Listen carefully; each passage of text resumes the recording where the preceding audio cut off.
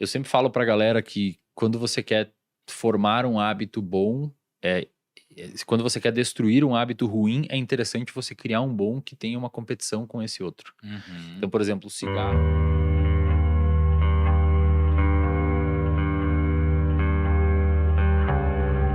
2013, 2014, mais ou menos no meio da graduação de psicologia que eu fiz lá no interiorzinho, bem no interior do Rio Grande do Sul, numa cidade de 60 mil habitantes, eu acho. Eu fiz a minha graduação.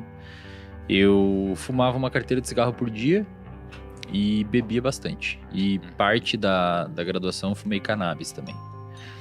E, cara, praticamente a minha vida era isso. Era fazer uso do álcool com função realmente de embriaguez, seja em festa, final de semana com os amigos, etc. Eu era muito sedentário, leve sobrepeso, até que um dia eu já ficava. Eu tinha esses hábitos, né? Não estudava, não dava muita bola pra essas paradas, achava que todo mundo era errado e todo mundo era burro, só eu entendia das coisas e não sei o quê. Perfil até relativamente comum de acadêmicos, né? Até que uma vez, cara, eu fui descer do ônibus pra ir pra casa e eu tinha que andar umas 2 quadras. E eu cheguei em casa muito ofegante, não tinha subido. Aí eu pensei, caramba, cara, eu não consegui andar 2 quadras sem ficar ofegante. E isso acabou me gerando um alerta. Pô, mas, sei lá, mas você tem que correr de um ladrão, você tem que... Não tenho nem condicionamento minimamente pra sobreviver numa, sei lá, na selva. Se fosse no antepassado, eu seria excluído pela seleção natural das espécies. E ali eu comecei a ficar um pouco incomodado. Normalmente, Thiago, a mudança de hábito, as pessoas muitas vezes perguntam, pô, qual que foi a virada de chave? O que você fez ali que virou sua chave? Eu sempre falo que mudança de hábito, ela é uma coisa gradual. Você começa a mudar um hábito quando você começa a se incomodar com aquele comportamento, mesmo você continuando executando aquele comportamento outras vezes, até que em algum momento você tem, de fato, uma configuração contextual que faça você alterar o seu comportamento. Mas não é uma virada de chave. Muita gente acha que é uma virada de chave, por isso começa a academia e uma dieta na segunda-feira e quinta-feira já não consegue mais manter. Porque não é uma virada de chave e não dá pra tratar como uma virada de chave. A virada de chave ela é muito lenta e começou aí.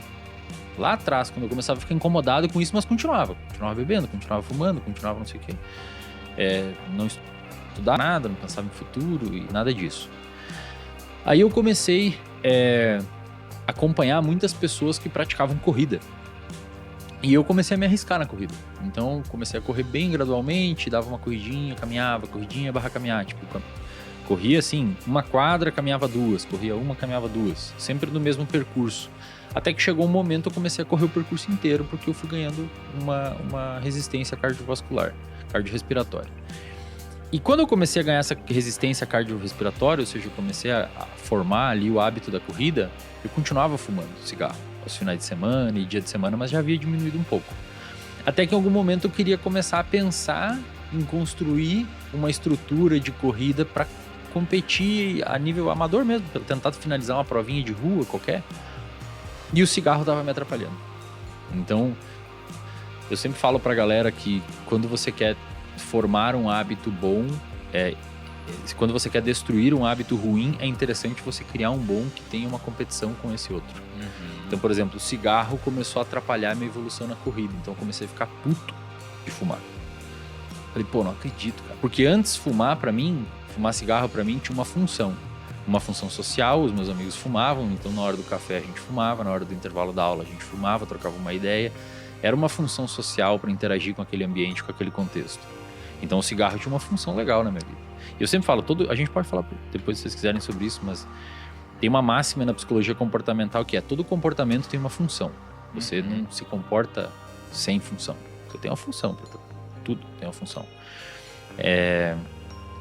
E o cigarro tinha essa função. E depois de um tempo que eu comecei a correr, o cigarro começou a ter uma função pejorativa dentro do meu repertório comportamental, que era atrapalhar minha corrida. Então, mesmo eu perpetuando aquele comportamento de fumar por conta de circuitos cerebrais que haviam sido formados pelo próprio poder aditivo da nicotina, eu começava a ficar irritado de fumar. É mais ou menos quem desliza na dieta feio no final de semana e fica triste depois. Você desliza na dieta, por conta do seu comportamento ser condicionado para aquilo muitas vezes, ou pela disponibilidade do alimento, ou pela sua história de interação com o alimento, etc. Mas você fica triste muitas vezes depois. E a corrida começou a deixar o hábito do cigarro cada vez mais desinteressante para mim. Até que um momento eu comecei a fumar só no final de semana, até que outro momento eu comecei a fumar só quando eu via 1 ou 2 amigos, até que um momento eu percebi, cara, eu sempre tô fumando quando eu saio com aquela galera. É sempre quando eu saio com aquela galera que dá vontade de fumar. Então eu parei de sair com aquela galera. E hoje a gente sabe que o vício, de uma maneira geral, é extraordinariamente contextual. Muito. Tanto é que a internação, que seria o passo mais extremo de um tratamento com um adicto, é nada mais, nada menos do que remover o sujeito do contexto e evitar contato com ambientes onde ele usava droga. Então, hoje a gente tem isso muito claro nos estudos em neurociência, que vício, de uma maneira geral, é muito contextual. Se você quer parar de beber, não vá ao bar, não saia com as pessoas que você sempre bebeu.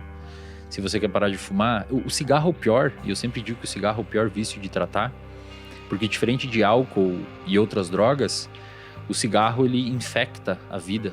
Você fuma no carro, fuma no intervalo do trabalho, fuma antes de dormir, fuma ao acordar, fuma no café. Bebida é diferente, você bebe em lugares específicos, então é mais fácil isolar aquelas variáveis. Cigarro, ele infecta a sua vida, é muito difícil. Mas a corrida foi meio que fez essa mudança de hábito, cara.